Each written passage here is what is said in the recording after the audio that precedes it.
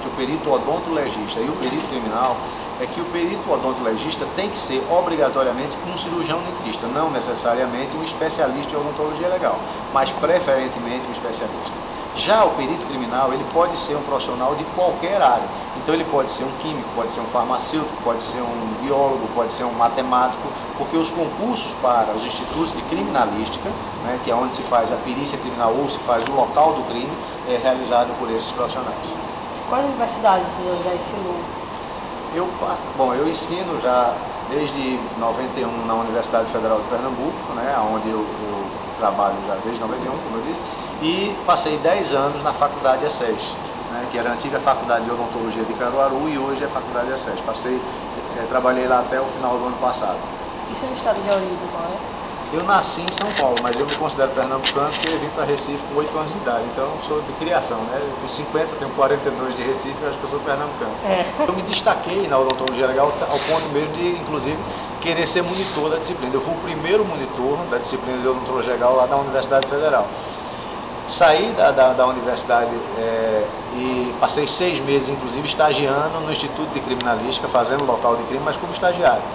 E aí entrei no Exército, passei 5 anos. Coincidentemente, na época em que eu saio do Exército, abre o concurso da universidade, e aí eu me inscrevi, fiz, passei e continuei. Agora sim, eu sempre gostei muito de odontologia como um todo. Tanto é que eu sou um cirurgião dentista que, além de ter o curso de odontologia legal especificamente, eu tenho um mestrado em endodontia, eu tenho curso de especialização em prótese e eu faço clínica geral no consultório. O caso mais inusitado que o senhor já atendeu? O caso mais inusitado? Bom, a gente tem vários, uma casuística muito grande, mas, por exemplo, na área da identificação humana, um dos casos de maior repercussão que a gente fez foi de um estrangeiro, que era japonês na realidade, que desapareceu ali na Praia do Paio, né, ali em Pernambuco, perto do Cabo. E aí se encontrou um cadáver em estado de decomposição avançada e se fez todo o processo de antropologia forense. Ou seja, a medida dos ossos, medidas antropométricas para se estabelecer sexo, altura, estatura, idade, enfim. E o que levou efetivamente a se proceder ao processo de identificação foi uma hipoplasia de esmalte, né, que é uma falha da formação do esmalte, que ocorreu nesse japonês, inclusive, e ele tinha, né, no cadáver. E aí nós suspeitou-se que era ele, né, e nós pedimos à família uma fotografia. Fizemos o aumento da fotografia e aí ficou fácil, porque pelo próprio contorno que a hipoplasia tinha no cadáver e o contorno que a gente identifica na imagem da fotografia cedida pela família era praticamente a mesma. Quanto à tecnologia que auxilia na odontologia legal, a odontologista, ela está bem vista aqui no Brasil? Veja, a gente tem centros de excelência no Brasil, né? Particularmente os 2 maiores centros de excelência são justamente a Universidade de São Paulo, na USP, e a Unicamp, né? A Universidade Estadual de Campinas, onde eu fiz o meu doutorado. E lá agora, recentemente, vocês devem ter tido notícia pela imprensa, foi feita a reconstituição facial, né, de um dos inconfidentes, né? E esse processo se deu exatamente por conta de tecnologias que estão agora disponibilizadas e que permitem, né, você, com a estrutura óssea, reconstituir o que seria, vamos dizer, a face do indivíduo quando é em vida. Tá? Isso foi feito pelo professor Eduardo Daruge, que é o coordenador, na época, inclusive foi um dos professores que coordenou o meu curso de doutorado, né? E que comanda toda a equipe lá da Faculdade de Odontologia de Piracicaba, que é da Unicamp, Universidade Estadual de Campinas. Na sua opinião, qual é o estado que forma mais odontologistas assim, nos cursos? Veja, eu não tenho como dizer para você o número de especialistas por estados, mas o que a gente percebe é que nos últimos 10 anos, mais precisamente, esse número vem crescendo gradativamente. Vem crescendo por várias razões. Uma delas é porque o mercado de trabalho, apesar de não ser ainda um mercado de trabalho, vamos dizer assim, muito amplo, ele tem aumentado na medida em que começa-se a buscar mais a justiça em relação ao erro profissional odontológico, né?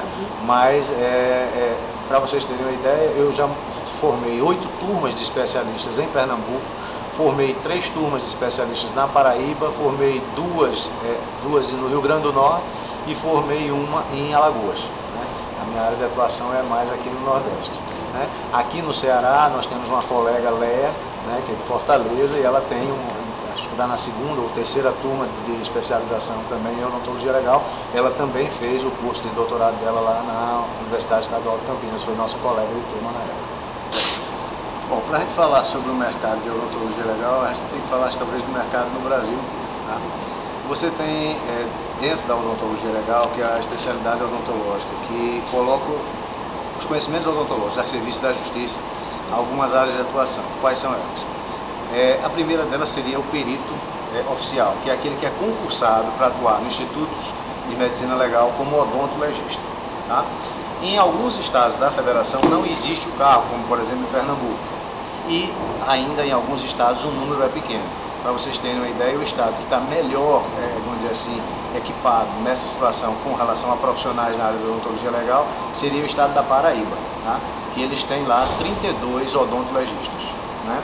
E aí vai variando de estado para estado, apesar da proporção, por exemplo, se você comparar com São Paulo, o número de odontolegistas é menor. E a área de atuação do odontologista no IML é bastante grande. Ele vai fazer a perícia tanatoscópica, ou seja, para identificar o indivíduo que morreu e não se sabe a identidade, não se sabe muitas vezes a causa da morte. Ele vai fazer o exame de traumatologia forense, que é aquele em que a pessoa sofreu uma agressão e há necessidade de classificar essa lesão em se ela foi, de acordo com o Código Penal, artigo 129, leve, grave, gravíssima, né? Então essa é uma área de atuação. Ele pode atuar ainda, é uma área que vem crescendo bastante, na área de perícias cíveis, que é aqueles casos em que o paciente, não satisfeito com o tratamento, ele aciona o dentista, né? E aí o dentista ele pode atuar como perito do juiz, porque o juiz, como não tem o conhecimento odontológico, ele vai precisar nomear um perito para examinar aquele caso, especificamente definir se existe um erro, se não existe, se foi mal feito, se não foi mal feito, qual é o valor aproximado daquele tratamento, enfim, dar os critérios técnicos para que o juiz possa decidir se o dentista fez o trabalho correto, se o paciente está correto, enfim, para que ele possa estabelecer a justiça. Nessa situação ele pode, além de ser perito do juiz, ser perito assistente técnico das partes. Por quê? Porque o paciente geralmente ele contrata um cirurgião dentista que tem especialização em odontologia legal para assessorá-lo, uma vez que ele e o advogado não têm conhecimento técnico. E o próprio cirurgião dentista, embora tenha o conhecimento técnico, deve também se cercar de um profissional de odontologia legal, porque ele vai ter assim o conhecimento jurídico necessário para interpretar a questão jurídica em relação à odontologia legal.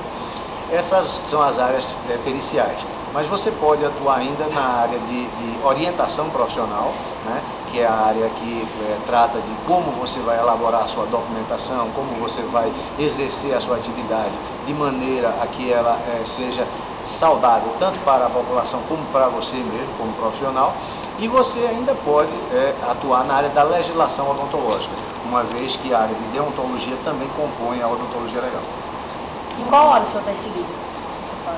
Bom, na realidade, como eu sou professor da área de odontologia legal, a gente exerce em todas as áreas, tá? Mas de regra, eu não sou perito oficial, porque o perito oficial é aquele que faz o concurso para trabalhar no IML. Eu tenho conhecimento, mas eu atuo na universidade. Em casos de repercussão, a gente já teve a oportunidade de ser convidado, como no meu estado, Pernambuco, não tem um odontologista, a gente já teve a oportunidade de ser convidado. E em algumas situações, alguns ex-alunos nossos, uma vez que nós tivemos várias turmas de especialização, foram também chamados para fazer processos de identificação, perícias traumatológicas, enfim. Eu, particularmente, além do ensino, eu atuo muito na área da perícia civil, naquela em que avalia o erro odontológico. Até porque eu sou cirurgião dentista e sou cirurgião dentista que faz clínica, né, que atua clinicamente, né. É uma situação que a gente percebe que às vezes a distância da clínica odontológica dificulta de você fazer um exame se o tratamento está correto ou não, porque uma coisa é a teoria odontológica e outra coisa é a prática. Então, para que você possa fazer o exame e diagnosticar efetivamente onde ocorreu o erro, quem faz tem muito mais facilidade, até porque conhece também as dificuldades do fazer a odontologia. Qual o tipo de erro que mais recorrente você é chamado para avaliar? Veja, erros existem nas mais variadas especialidades, né? Então, por exemplo, existe muito processo, aí eu posso dizer para você assim, eu tenho um banco de dados em que a gente tem praticamente mais de 700 processos já, e nos vários fóruns, né? E a gente percebe que o maior número de casos são justamente nas áreas de ortodontia, de implante e prótese, ou seja, a gente percebe que existe uma questão de envolvimento estético muito grande na expectativa do resultado. E talvez essa seja a razão pela qual é o maior número de processos. E para quem gostaria de se especializar nessa área, qual o conselho que o senhor daria? Olha, a primeira coisa que eu digo sempre para quem quer fazer qualquer coisa é gostar do que faz. Né? As pessoas têm uma tendência de dizer assim, eu vou fazer tal área porque aquela área é mais promissora do que essa. Eu acho que a área se torna promissora na medida em que você tem um comprometimento com aquilo que você faz. Na medida em que você gosta, que você se dedica, você tem muito mais possibilidades de crescer em qualquer área que seja do que aquele que vai simplesmente buscando uma opção de mercado. Então, o primeiro conselho que eu dou é porque exatamente foi isso que eu fiz. Quando eu me interessei por odontologia legal, não existia esse mercado de trabalho tão amplo como é hoje, né? Ou seja, ele é um pouco bem mais amplo do que era, mas as pessoas diziam assim, mas você vai fazer odontologia legal? E eu fui fazer, fui me especializar porque eu gostava. Né? Hoje eu recebo no meu consultório não só pacientes para tratar, mas principalmente recebo cirurgiões dentistas para auxiliar nos processos, recebo pacientes que estão querendo processar os dentistas, recebo advogados que estão querendo uma orientação do ponto de vista odontológico. Então, assim, acabou acontecendo, acredito eu, porque eu gostava, e não porque eu imaginei, até porque quando a gente sai da faculdade, por mais que a gente seja bem formado, a gente ainda não tem uma perspectiva muito ampla do que é o mercado de trabalho. Né? A gente, principalmente na época que eu me formei, já tem um pouquinho de tempo, né? E a gente hoje tem uma preocupação, inclusive como formador, para dar a vocês uma condição de analisar melhor o mercado de trabalho, o que não era a realidade na época que eu me formei, até porque as condições de mercado eram um pouco diferentes das atuais. Então você acha que a atual está melhor do que antigamente? Assim, eu não tenho a menor dúvida que a formação que é dada hoje ao estudante de odontologia, ela é anos-luz melhor do que a que eu recebi. Né? O que não quer dizer que na época que eu estudei nós não teríamos condições de nos tornarmos bons profissionais. Agora eu entendo como educador, como professor universitário, que hoje as condições de ensino são bem melhores do que as que existiam no passado. Pois então é isso. Obrigada, viu? Muito obrigada. Muito obrigado.